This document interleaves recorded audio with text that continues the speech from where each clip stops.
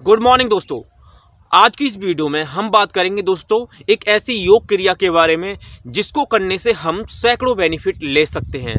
दोस्तों आज मैं आपको लेकर आया हूं अपनी योगशाला पर, जहां हम डेली योग करते हैं, जहां हम योग करके अपने शरीर को एनर्जेटिक तथा शरीर को निरोगी बनाने की कोशिश करते हैं दोस्तों। क्योंकि आज की इस वीडियो में हम दोस्तों एक ऐसी योग क्रिया के बारे में बात करेंगे जिसे हर कोई कर सकता है, जिसे आप भी कर सकते हैं, जिससे एक छोटा बच्चा भी कर सकता है।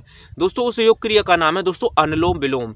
यदि आप अपने शरीर के प्रति अवेयर हैं, यदि आप चाहते हैं कि हम अपने शरीर को निरोगी बनाएं तो कैसे बनाएं, इससे रिलेटेड टॉपिक्स जानना चाहते हैं आप, तो आपके लिए दोस्तों योग करना बहुत ज़रूरी है। क्योंकि आज के समय में हम जो चीज़ खाएंगे उस चीज़ के अंदर कहीं ना कहीं कोई ना कोई पॉइजन किसी न किसी रूप में हमें मिल रहा है। तो हम उसे निकाल कैसे सकते हैं, उसको निकालने की एक प्रक्रिया है दोस्तों, जिसे कहते हैं हम योग क्रिया।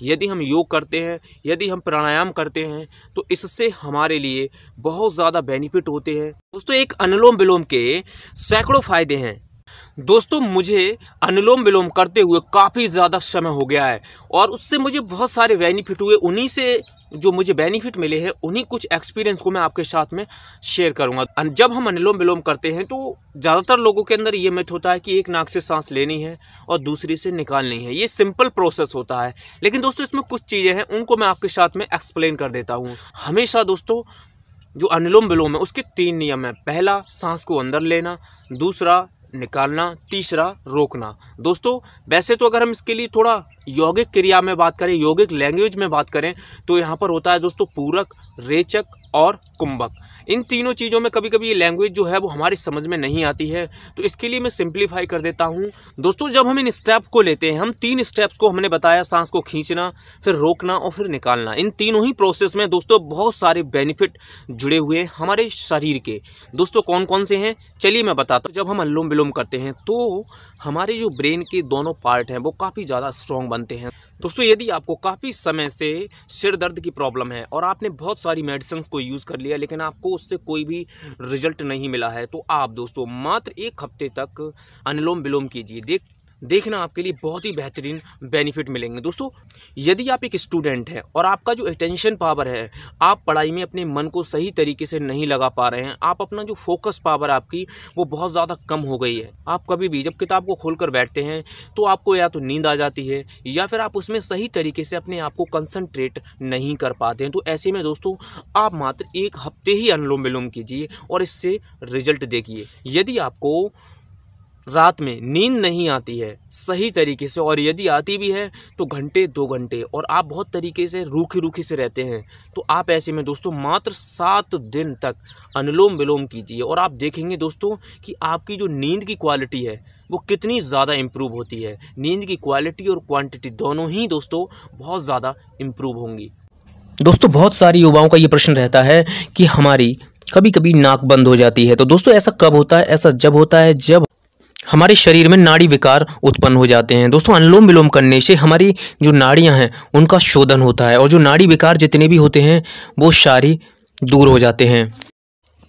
दोस्तों यदि आप लगातार अनुलोम विलोम करते हैं तो आपको भविष्य में कभी भी अवसाद जैसी खतरनाक बीमारी नहीं होगी। अनुलोम विलोम करने से हमारे लिए साइनस जैसी प्रॉब्लम से हमेशा के लिए छुटकारा मिल जाता है।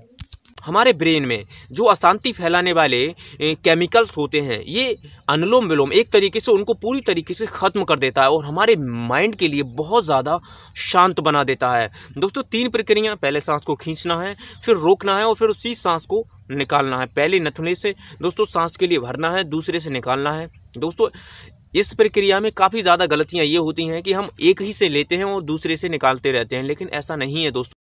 पहले बाएं नथुने से सांस को खींचना है, दाएं से निकालना है, फिर दाएं से खींचना है, बाएं से निकालना है। चलिए दोस्तों मैं सिंपली तरीके से आपको करके बता देता हूँ। सबसे पहले बाएं नथुने से हमारे लिए सांस को भरना है, और हमेशा जब भी हम अनुलोम विलोम करें तो पहले हम एक ऐसे आसन में बैठ जाएं, चाहे वो पद्मासन हो, जिसमें हमारी जो बैकबोन है यानी कि रीढ़ की हड्डी है वो सीधी हो।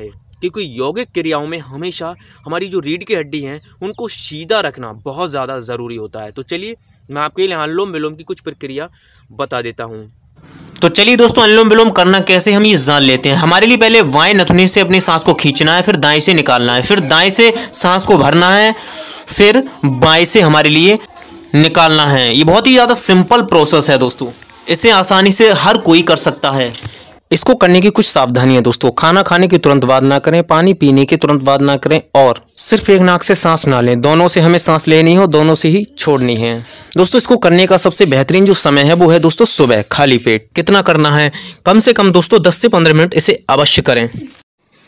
दोस्तों इसके बावजूद भी अगर आपकी कोई क्वेरी है, कोई प्रश्न है, तो आप कमेंट बॉक्स में कमेंट करके ज़रूर पूछ सकते हैं। मिलेंगे एक और नेक्स्ट वीडियो में, तब तक के लिए गुड बाय।